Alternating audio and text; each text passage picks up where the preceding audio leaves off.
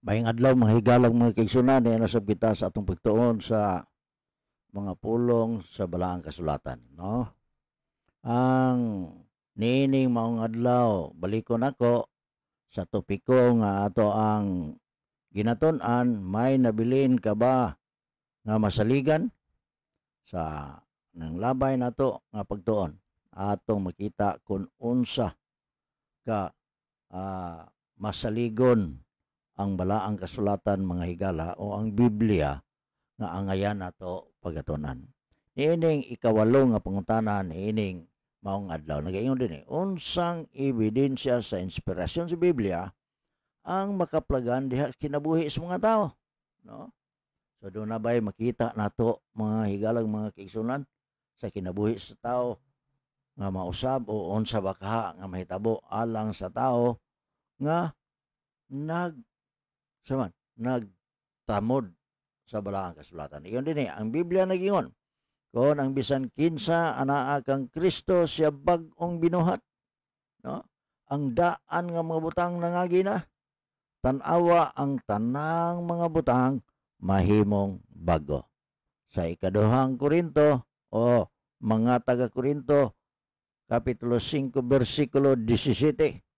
So, ang bisan kinsa nga anak kang Kristo nahimong bag-ong binuhat. Sa ito pa nautro ang kinabuhi. Ang daan nga mga butang, ang daang kinabuhi, gibiyaan na.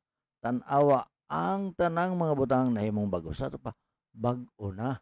Diha kang Ginoong Hesus. Mga higalang mga igsoon, mao kini ang tubag, ang nabag-o nga kinabuhi ni adtong misunod kang Ginoong Hesus og mituman sa kasulatan o sa Biblia, naghatag sa pipila sa labing makapakumbinser nga mga prueba sa balaang inspirasyon sa balaang kasulatan o sa balaang inspirasyon sa Biblia. Higalang mga kaigsunan, ang hubog nahimong mabuot, no? So, kaniadto sa dili pag-unsa, ako kaniadto mo inumay sad, no? Nya gawas sa inom, ana pagi lain nga may pasupot nga bisyo mga higalang mag-isunan sa paggamit og marijuana o mga gitawag og droga nga makadaot sa lawas. Apan sa diyang nautro, nawala na mga higala, nahimo nang mabuot. Ang immoral nga tao mahimong putli, no? So katong mga tao nga atong giila mga higalang mga kaigsunan nga badlunganon gyud kayo, no? Nya immoral kayo ang kinabuhi mga kaigsunan, no? Nibiya gikan sa immoralidad og nahimong putli ang maong tao. Naamon ko inailan personal eh. So ang adik nahimong gawas nun, no?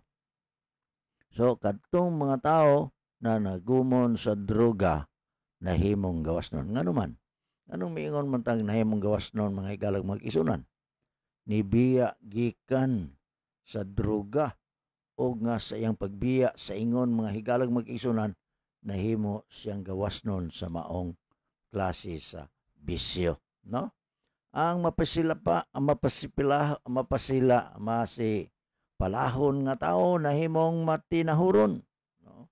Daghang mga tao mga igsoon nga wa gyud po'y batasan.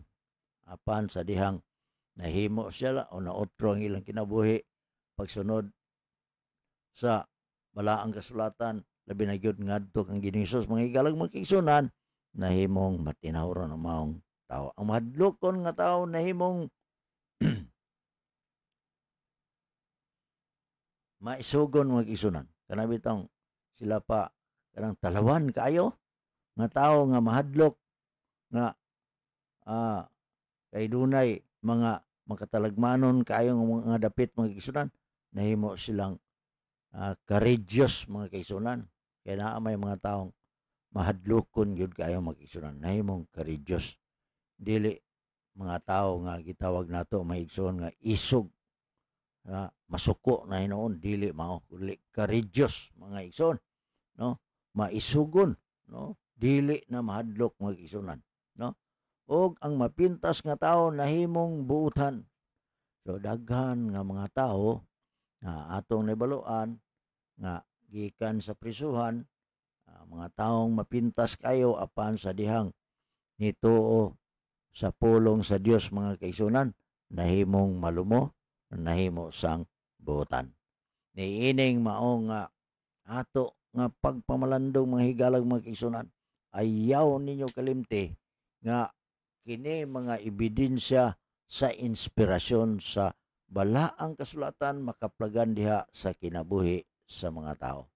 Ang kausaban mahitabo mga igsoon o mga higala sa dihang kita, ha, atong kinabuhian ang gisulat sa balaang kasulatan. Ang Dios magapanalangin kanato og na nanghinaot lawas nga tanan nga sa sunod nga adlaw atong saksihan kini atong live stream mga higala og mga kisunan.